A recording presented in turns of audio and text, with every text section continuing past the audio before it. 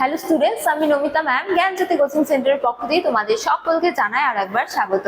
তো স্টুডেন্টস, আজকের ক্লাসে আমরা যে বিষয় নিয়ে আলোচনা করব তা হলো সাহিত্যিক উপাদান ও প্রত্নতাত্ত্বিক উপাদানগুলির মধ্যে পার্থক্য। তো চলো দেরি না করে আমরা আজকের আলোচনা শুরু করি। আচ্ছা, তো আলোচনা শুরু করার পরে তোমরা একটা ছোট্ট ইনফরমেশন দিয়ে রাখি যে তোমরা যারা ভাবছো তোমরা এই সেমিস্টারে আমাদের সাথে অনলাইনে যুক্ত হবে, তোমরা স্ক্রিনে দুটো নাম্বার দেখতে পাচ্ছ। এই দুটো নাম্বার হলো আমাদের জ্ঞানজ্যোতি কোচিং সেন্টারের অফিসিয়াল হেল্পলাইন নাম্বার। তো তোমরা এই দুটো নাম্বারের মধ্যে যে কোনো একটিতে যোগাযোগ করে আমাদের সাথে যুক্ত হতে পারো। এছাড়াও তোমাদেরকে একটু কোর্স ডিটেলসটাও বলে রাখি যে তোমাদের যাদের মেজর কোর্স রয়েছে তোমাদের জন্য যে কোর্স ফিটা রাখা হয়েছে সেটা রাখা হয়েছে 1299 টাকা। এছাড়া তোমাদের যাদের মাইনর কোর্স রয়েছে তোমাদের জন্য যে কোর্স ফিটা রাখা হয়েছে সেটা রাখা হয়েছে 699 টাকা। তো স্টুডেন্টস, এই ছিল ইনফরমেশন। এবারে আমরা আজকের আলোচনা শুরু করব। তো আলোচনার বিষয় প্রথমেই বললাম যে প্রত্নতাত্ত্বিক উপাদান ও সাহিত্যিক উপাদানগুলির মধ্যে পার্থক্য নিয়ে, ঠিক আছে। তো দেখো, সর্বপ্রথম বলা যায় যে উপাদান কি।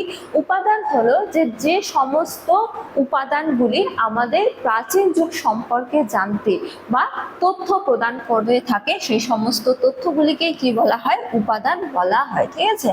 তো যে সমস্ত উপাদানগুলি আমাদের প্রাচীন ভারত সম্পর্কে নানা তথ্য প্রদান করে তাদেরকে কি বলা হয়, বা যাদের উপর নির্ভর করে আমরা প্রাচীন ভারতের ইতিহাস রচনা করতে পারি তাদেরকে কি বলা হয়? উপাদান বলা হয়। তো এই উপাদানকে আবার দুভাগে ভাগ করা হয়, ঠিক আছে। এক হলো সাহিত্যিক উপাদান, এই দুটোই কিন্তু সাহিত্যিক উপাদান, ঠিক আছে। এক হলো সাহিত্যিক উপাদান এবং আরেক হলো প্রত্নতাত্ত্বিক উপাদান। তো এই সাহিত্যিক উপাদান কোনগুলি? অর্থাৎ প্রাচীনকালের যে সমস্ত উপাদানগুলি আমরা লিখিত আকারে পেয়ে থাকি সেই সমস্ত উপাদানগুলিকে কি বলা হয়? সাহিত্যিক উপাদান বলা হয়, ঠিক আছে। অর্থাৎ সরাসরি লিখিতভাবে আমরা পেয়ে থাকি এবং তাদের উপর নির্ভর করে ইতিহাস রচনা করতে পারি, যেমন কি গ্রন্থ। তো সেগুলিকে কি বলা হয়? সাহিত্যিক উপাদান বলা হয়, ঠিক আছে। আর প্রত্নতাত্ত্বিক উপাদান কি? প্রত্নতাত্ত্বিক উপাদান হলো যে খনন কার্যের মাধ্যমে আমরা যে সমস্ত বিষয় বা বলা যায় যে সমস্ত উপাদানগুলিকে আবিষ্কার করে থাকি তাদেরকে বলা হয় কি? প্রত্নতাত্ত্বিক উপাদান, ঠিক আছে।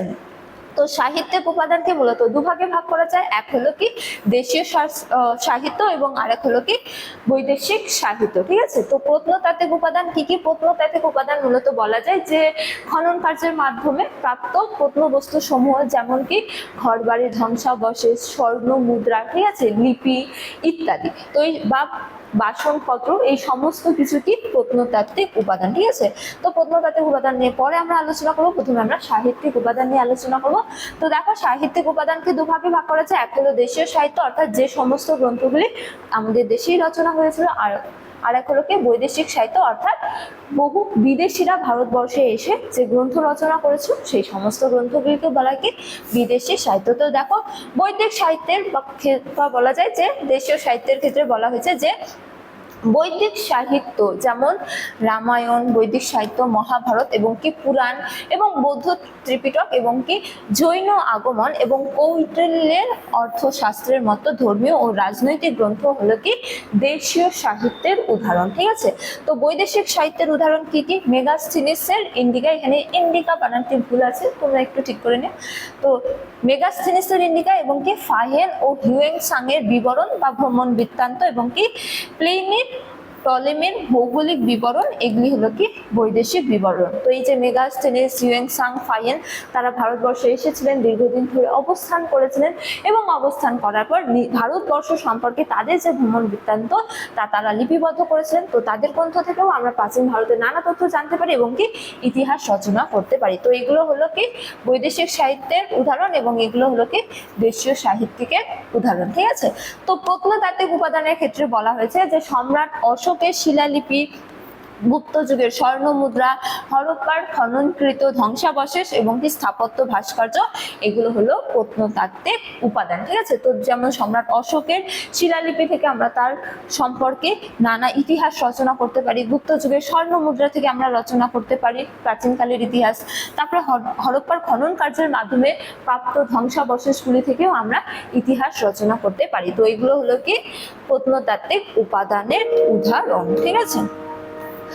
তো এবারে আমরা আলোচনা করব এই যে সাহিত্যিক উপাদানকে দুভাগে ভাগ করা যায়, দেশীয় সাহিত্য, বৈদেশিক সাহিত্য, তাদের গুরুত্ব সম্পর্কে। ঠিক আছে, তো দেখো বলা হয়েছে যে সাহিত্যিক উপাদান প্রাচীন ভারতীয় ধর্মীয় ভাবাবেগ, দর্শন, রাজসভা এবং কি সাংস্কৃতিক জীবন এবং দৈনন্দিন যে চিন্তাধারা সেই সম্পর্কে বিশদ বিবরণ প্রদান করে থাকে। ঠিক আছে, অর্থাৎ সাহিত্যিক বিবরণ থেকে আমরা কোন কোন ইতিহাস রচনা করতে পারি, ধর্মীয় অবস্থা সম্পর্কে বা ধর্মীয় ভাবাবেগ সম্পর্কে রচনা করতে পারি, দর্শন, রাজসভা কেমন ছিল, সাংস্কৃতিক জীবন কেমন ছিল তৎকালীন সময়ে, যে সময়কালের এই গ্রন্থ, এছাড়া দৈনন্দিন চিন্তাধারা সম্পর্কে আমরা ইতিহাস রচনা করতে পারি। ঠিক আছে, তারপরে দেখো বলা হয়েছে যে কবি ও লেখকদের সৃষ্টিশীল সাহিত্য প্রাচীন ভারতীয় সমাজের সামাজিক কাঠামো এবং রীতিনীতিকে জীবন্ত করে তোলে কে এই সাহিত্যিক উপাদান। ঠিক আছে, অর্থাৎ সাহিত্যিক উপাদানের উপর নির্ভর করে আমরা একাধিক তথ্য রচনা করতে পারি।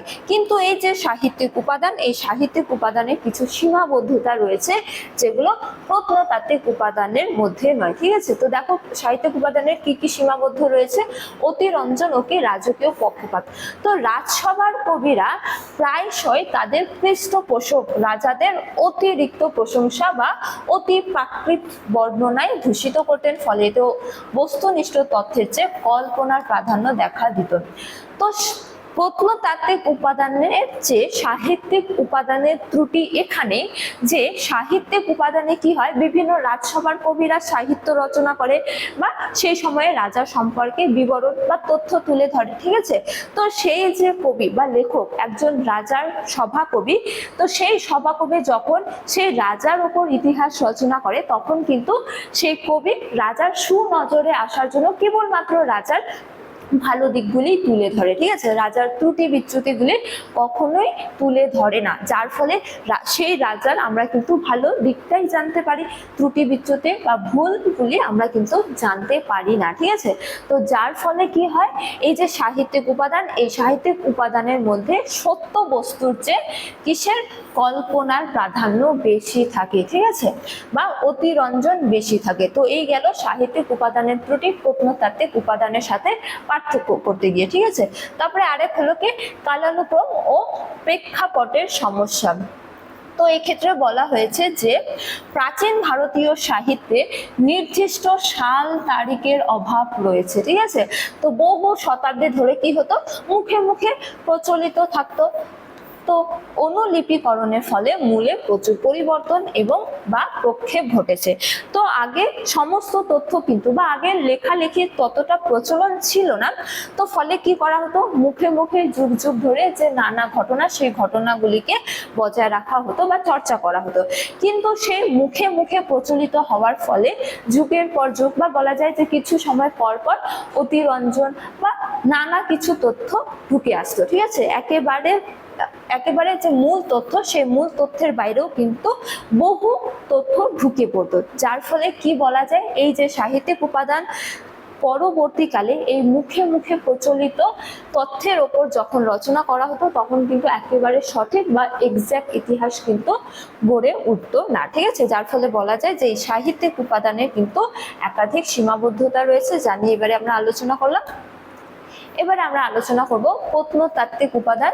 প্রত্নতাত্ত্বিক উপাদানের মধ্যে কি কি পড়ে, লিপি, খনন কার্যের মাধ্যমে আবিষ্কৃত লিপি, স্বর্ণ মুদ্রা, তারপরে ধ্বংসাবশেষ, ঠিক আছে, ইত্যাদি। তো দেখো বলা হয়েছে যে সমসাময়িক প্রামাণিকতা পরিবহন করে, যেমন পর্বত গাত্র, স্তম্ভ, তাম্র শাসনে উৎকীর্ণ লিপি প্রাচীন ঘটনার সরাসরি কি দেয়, প্রমাণ দেয়। ঠিক আছে, এছাড়াও প্রক্ষেপ মুক্ত স্থায়িত্ব, যেমন বলা হয়েছে যে সাহিত্যে অনুলিপির সময় পরিবর্তন ঘটলেও শিলালিপিতে কিন্তু তাম্র শাসনের পরবর্তী সংশোধন হয় না।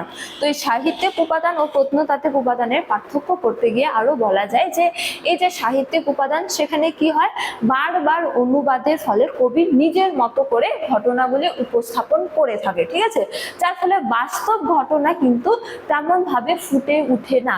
কিন্তু এই যে প্রত্নতাত্ত্বিক উপাদানে তাম্র শাসনে বা বলা যায় যে লিপিতে যে নানা তথ্য খোদাই করা হতো বা ঘটনা খোদাই করা হতো, সেখান থেকে কিন্তু সরাসরি অনুবাদ করার ফলে সেই অতিরঞ্জন বা বলা যায় যে বাড়তি তথ্য কিন্তু হচ্ছে যে ইতিহাসে স্থান পেত না, ঠিক আছে। অর্থাৎ একেবারে বাস্তব তথ্য কিন্তু প্রত্নতাত্ত্বিক উপাদানের উপর ভিত্তি করে ইতিহাস রচনা হতো। তো এই হলো প্রত্নতাত্ত্বিক উপাদান ও সাহিত্যিক উপাদানের আরেকটি পার্থক্য। তারপরে দেখো সুনির্দিষ্ট কাল পরিক্রমার ক্ষেত্রে বলা হয়েছে যে রাজত্বকাল, রাজ্য জয় এবং দানপত্রের সুনির্দিষ্ট তারিখ লিপিতে পাওয়া যায়। তো এই যে লিপি, এই প্রত্নতাত্ত্বিক উপাদানের আরেকটি গুরুত্ব হলো যে লিপিতে কিন্তু সাল তারিখের একেবারে সঠিক, ঠিক আছে, তথ্য পাওয়া যায়। বিশেষত কোন রাজা কোন সময়কাল থেকে কোন সময়কাল পর্যন্ত রাজত্ব করেছে, তার রাজ্য জয় কত পর্যন্ত ছিল, ঠিক আছে।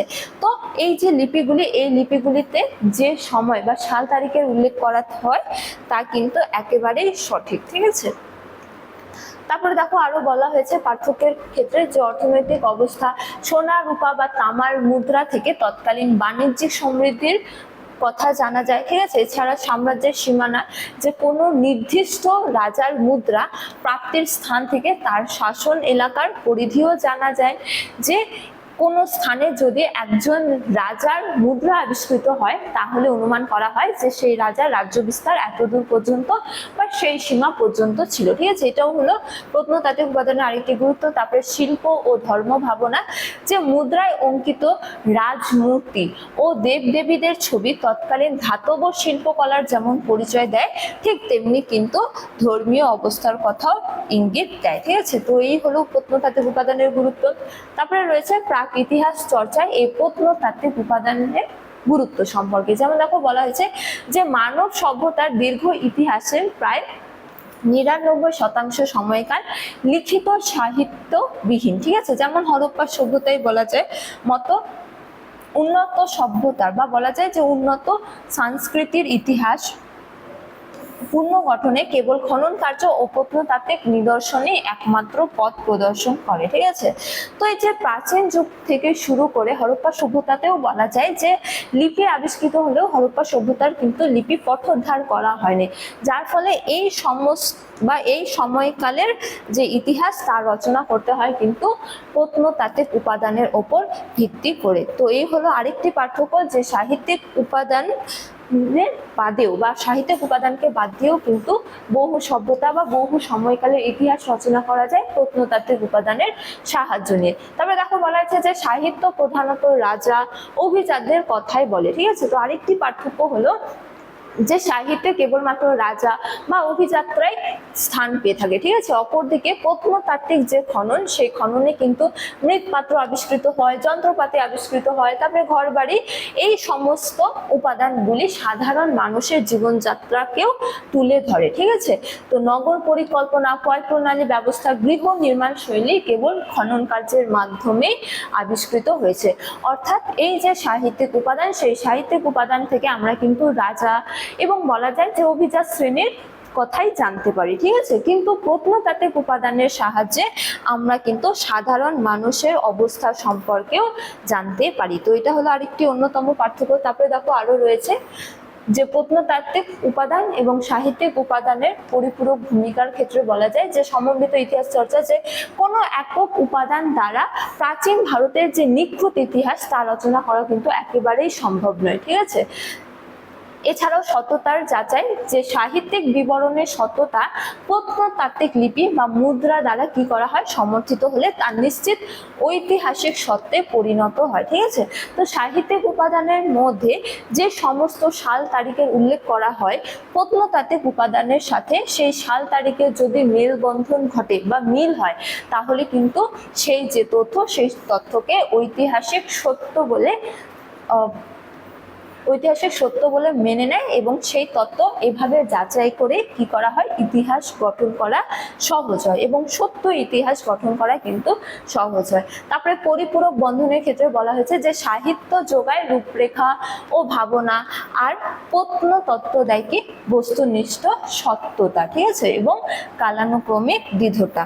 অর্থাৎ বলা যায় যে প্রাচীন ভারতের ইতিহাস রচনায় এই যে সাহিত্যিক উপাদান এবং প্রত্নতাত্ত্বিক উপাদান রয়েছে, দুটোরই গুরুত্ব কিন্তু অপরিসীম। তো কোনো কোনো ক্ষেত্রে সাহিত্যিক উপাদানের ত্রুটি বিচ্যুতি পরিলক্ষিত হলেও সাহিত্যিক উপাদান এবং প্রত্নতাত্ত্বিক উপাদান উভয়ের গুরুত্ব কিন্তু অপরিসীম। তো স্টুডেন্টস, এই ছিল আজকের আলোচনার বিষয়। আজকের আলোচনার ক্লাস এতটাই। তোমাদের সাথে দেখা হবে পরবর্তী ক্লাসে। ততক্ষণ তোমরা সকলে ভালো থাকো, সুস্থ থাকো। Thank you.